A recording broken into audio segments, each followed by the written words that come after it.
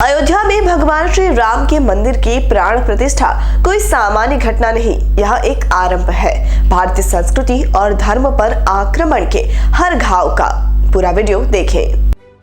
यूनान में उनकी देवताओं को शैतान बताकर मंदिर ध्वस्त कर दिए गए, तो फिर कभी बन नहीं सके।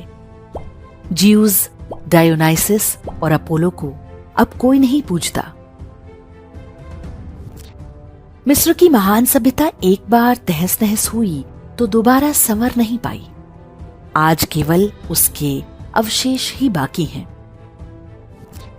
फारस के आताशगाहों की अखंड अग्नि एक बार बुझा दी गई तो दोबारा उन्हें जलाने के लिए कोई नहीं बचा। मेसोपोटामिया की सभ्यता पर केवल एक बार सिकंदर ने आक्रमण किया और वो एक झटके में समाप्त हो गई। उनके देवताओं के अब कोई नाम भी नहीं जानता। संसार की समस्त प्राचीनतम सभ्यताओं पर हुए सारे बर्बर आक्रमणों को मिला दें, उससे भी अधिक आक्रमण अकेले काशी पर हुए।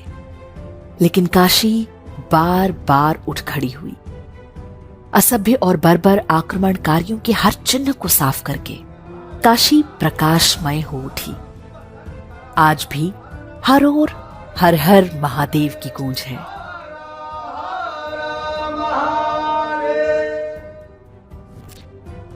संसार के सारे असभ्य मिलकर भी सभ्यता का नाश नहीं कर पाते।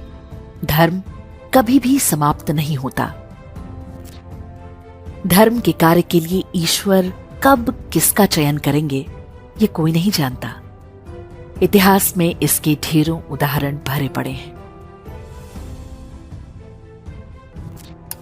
मोहम्मद गोरी और कुतुबुद्दीन ऐबक ने काशी का विध्वंस किया, तब जानते हैं कि वहां के मंदिरों और घाटों का पुनर्निर्माण किसने कराया?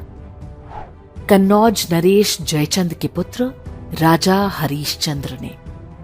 और वो भी तब जब चंदावर के युद्ध में वो गोरी की सेना से पराजित हो गए थे। सिकंदर लोदी के समय हुए ध्वंस को ठीक कराया अकबर के दरबार में रहने वाले राजा मानसिंह और राजा टोडरमल ने।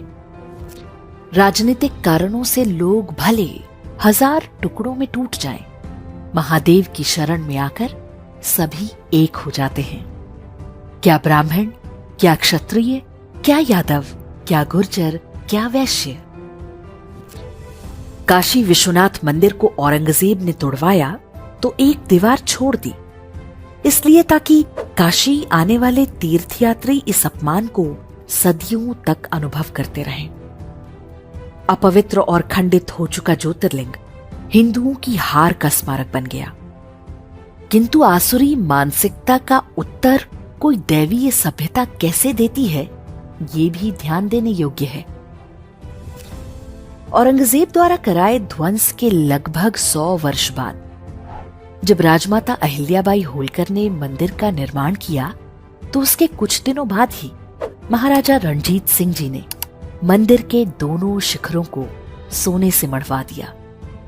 दिल्ली में बैठे मुगलों की आंखों के सामने मंदिर पर 22 मन सोना चढ़वाकर दिखा दिया कि लुटेरों की सेंधमारी से महान सभ्यताओं का वैभव समाप्त नहीं होता।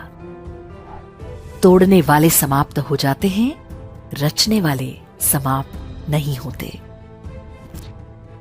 अयोध्या में वर्ष 1528 में बाबर ने जब भगवान श्री राम के जन्मस्थल पर बने विशाल मंदिर को ध्वस्त करा के एक शैतानी ढांचा खड़ा किया, तो उसने भी नहीं सोचा होगा कि ये युद्ध अभी समाप्त नहीं हुआ। 500 वर्ष तक हिंदू निरंतर संघर्ष करते रहे। अंततः खंडहरों के नीचे से भगवान श्री राम का भव्य मंदिर उठ खड़ा हुआ। हमारा ये संघर्ष न आज आरंभ हुआ है, न अभी इसका अंत है। सोमनाथ से जो क्रम आरंभ हुआ है, वो अयोध्या, काशी या मथुरा पर ही थमने वाला नहीं है। सनातन सभ्यता के हर प्रतीक को हमें वापस लेना है। ये प्रण 1 अरब हिंदुओं को अपने हृदय में बिठाना होगा। ये विश्वास बनाए रखना होगा कि एक दिन शारदा पीठ, मुल्तान, कटासराज और हिंगलाज माता से लेकर ढाकेश्वरी तक की बारी आएगी।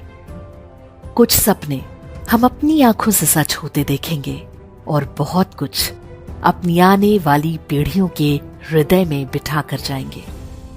प्रण करें कि अखंड हिंदू राष्ट्र एक दिन साकार होगा। ये हमारा सौभाग्य होगा कि इस અમારી તમામ માહિતીથી અપડેટ રહેવા માટે જોડાયેલા રહો S9 ન્યૂઝ સાથે।